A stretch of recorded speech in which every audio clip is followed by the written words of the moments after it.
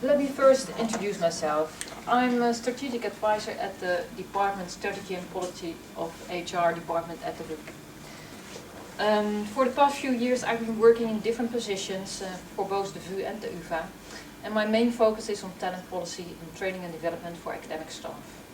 And today I will give you a brief overview of our talent policy at the VU and I'll tell you something about the pilot we have, training program, academic leadership and grant acquisition and valorization. First, a bit of a history. Together with a focus group of scientists, we have been inventing an extended talent policy at the strategic level. And we set an agenda for skill development and education for every level at the scientific career. We invented several instruments and measurements to support talent management for academics between 2012 and 2014. And I must say that we come from a history where 12 years ago academic promotions were made based on how long one was in a certain position. If you just stayed long enough, you would be more or less automatically promoted to the next level. If you had been an UD for 14 years, you would become UAD, and especially in an organization where almost no reviews were held and no habit was for setting goals and discussing progress within a career. This was not the best environment for ambitious and young scientists, and also not for HR. Luckily, in 2003, the UFO system was introduced and promotions were made according to the results that were obtained and skills that were acquired and responsibilities that were given. Although a lot can be said about the UFO, this was a big improvement. I still remember in my former jobs at the University of Amsterdam, but also at the VU, that before UFO existed, people would just go and demand higher salaries or higher positions based on the fact that they managed to stay in a certain position just long enough. The general aim of our talent policy at the VU is to be an attractive employer for talented academics, but also to give every academic the maximum opportunity to develop itself at their best. And we try to obtain this by being very clear about what we expect from scientists and how they can make progress in their careers. In that sense, I very much relate to Elroy, the interview he gave introducing this conference at this site. He states that scientists should have more clarity in order to have more freedom. As one knows what results are there to obtain, you can relate to that better and develop in your own way and find your own path, because you know what is expected from you.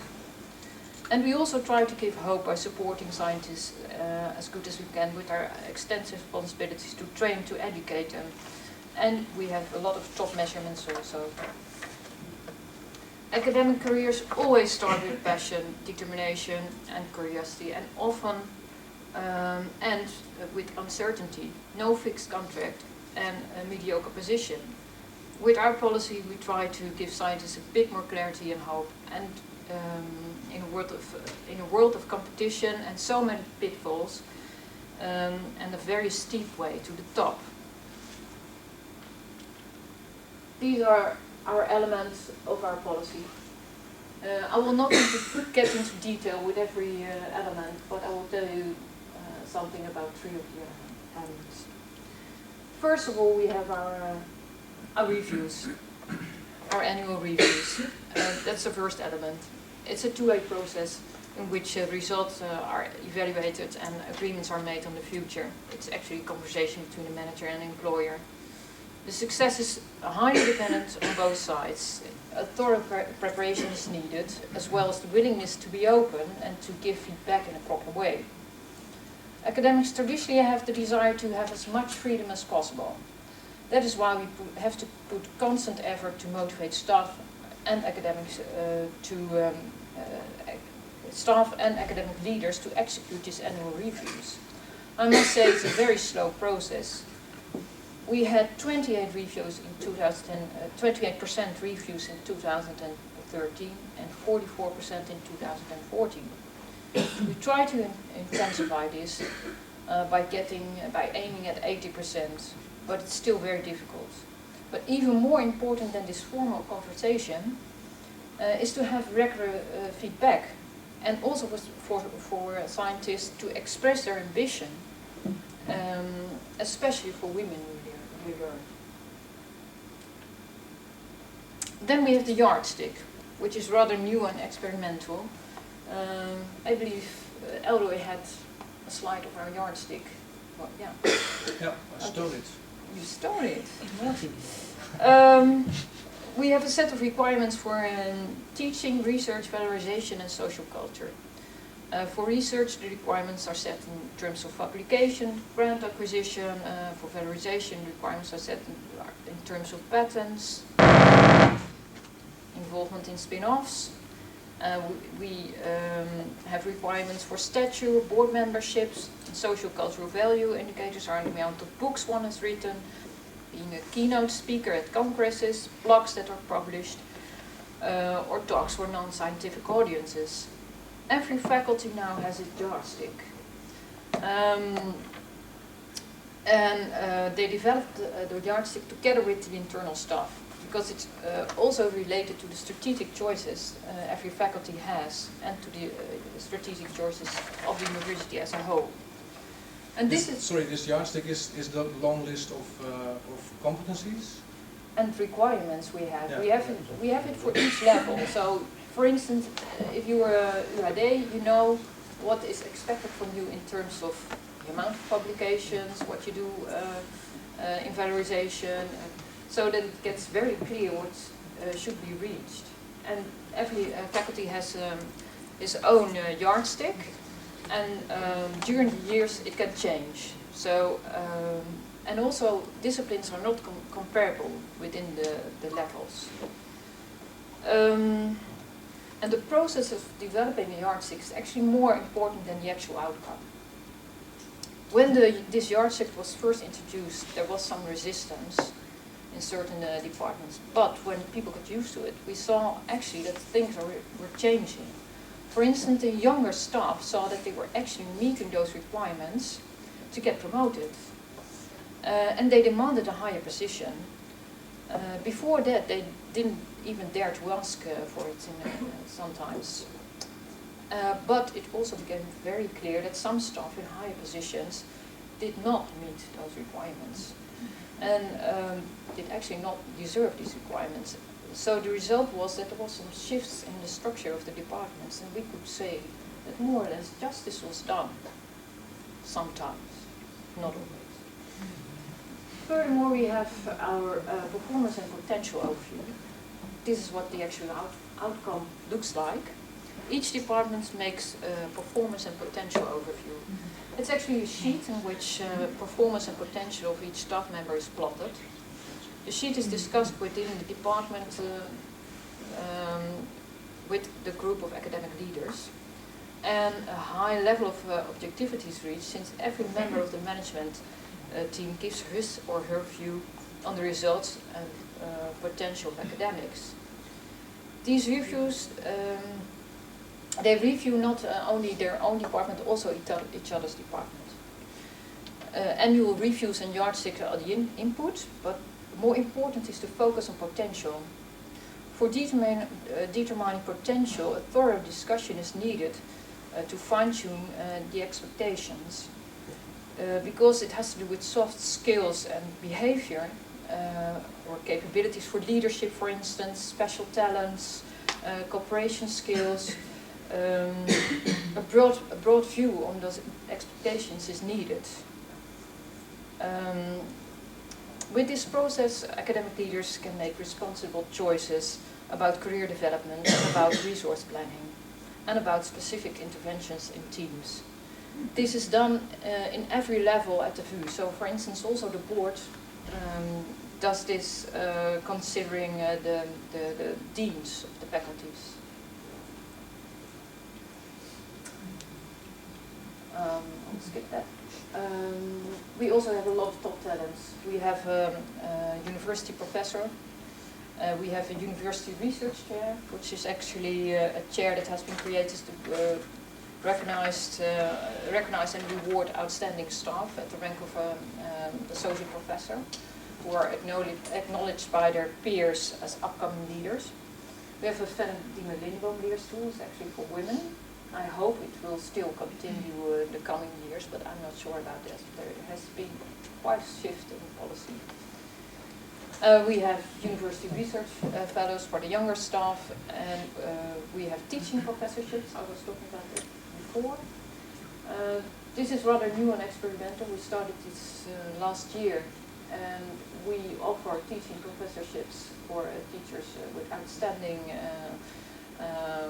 results in teaching, but also the renewal of teaching. And we have the Societal Impact Award for researchers who made a real contribution to society. And then we have, last but not least of our policy, our training and development. We now have 45 internal training and development programs within the VU.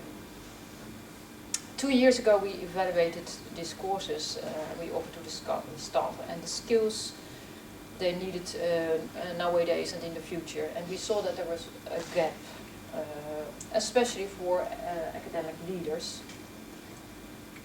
We have our general training for academic leadership, but we lacked in competences of being a leadership in valorization and grant acquisition. So therefore we started this pilot.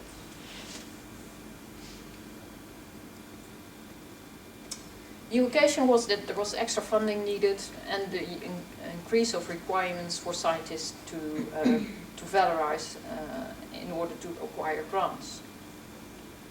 Academic leaders were pretty much left alone in this. We had, of course, the BKO, and we had educational leadership, we had academic writing, we had a very extended program, but nothing for valorization. We had marketing and research, but that was mainly for PhDs. So what we did is we started a pilot, and the main topics are that we wanted people to learn from peers. We started a partnership with Brussels. Maybe you know the institution of Brussels. It's a network institution, Nether.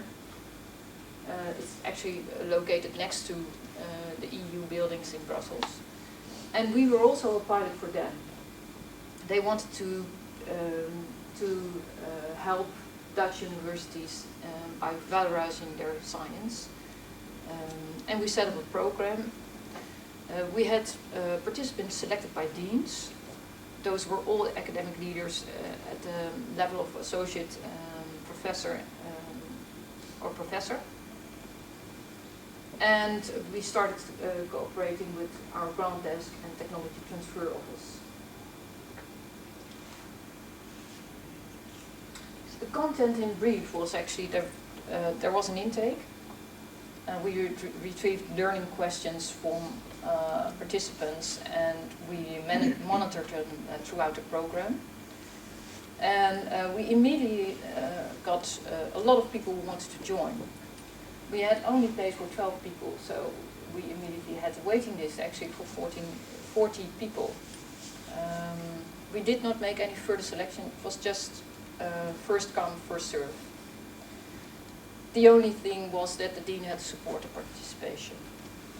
We started 2 days at the VU with speakers who were mainly full professors who were successful in grant acquisition and valorization from all sectors, alpha, beta, gamma, and also speakers from outside the university who were talking about cooperating with scientists and the prejudices they have about this.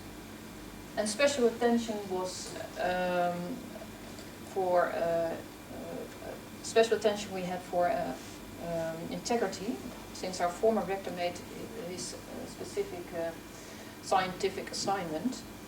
And I think it's also a very important topic when you discuss cooperating with companies who might have the tendency to influence the outcome of the research in order to improve their market position.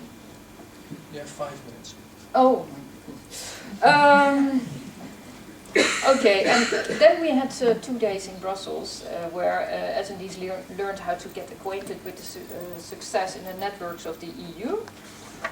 And they learned what skills were needed, how to put up a successful strategy on European grants, and how to position oneself in European networks, how to build consortia, etc. We had, for instance, a marketing director of Philips who talked about cooperating with scientists and about obtaining grants in the EU, because Philips also does it herself, so in that way they're in competition. And then we had 2 intervention sessions in which personal strategy was the focus, and mainly on personal issues. When we evaluated this course, it was very positively evaluated. We now have a waiting list, and we have a fixed budget now and a fixed part of our curriculum. But we learned that the program was too extended, and we have to focus more on individual strategy. And we want to target a special group, people who are likely to obtain a grant or be a leader in a organization. Not all academic leaders should join, that's what we learned, because there were also some participants who were very enthusiastic, but you know, afterwards it's never going to happen. And that sometimes has to do with the personality, that sometimes has to do with the position they're in. For instance, law is very difficult if you completely focused on Dutch law. It's very difficult to get EU grants. And we also decided that the grant desk and technology transfer should have a major role in selecting participants. Maybe for discussion and questions, I have assembled some statements and some lessons learned of speakers and attendees. Maybe we can reflect on this a bit more. What I found especially interesting is that academic leaders are afraid to make assumptions or predictions for marketing, or are afraid to make assumptions to make assumptions on impact. And that was a big eye-opener in Brussels when some professor of University of Brussels told them what he did actually with his marketing plan for LED lamps.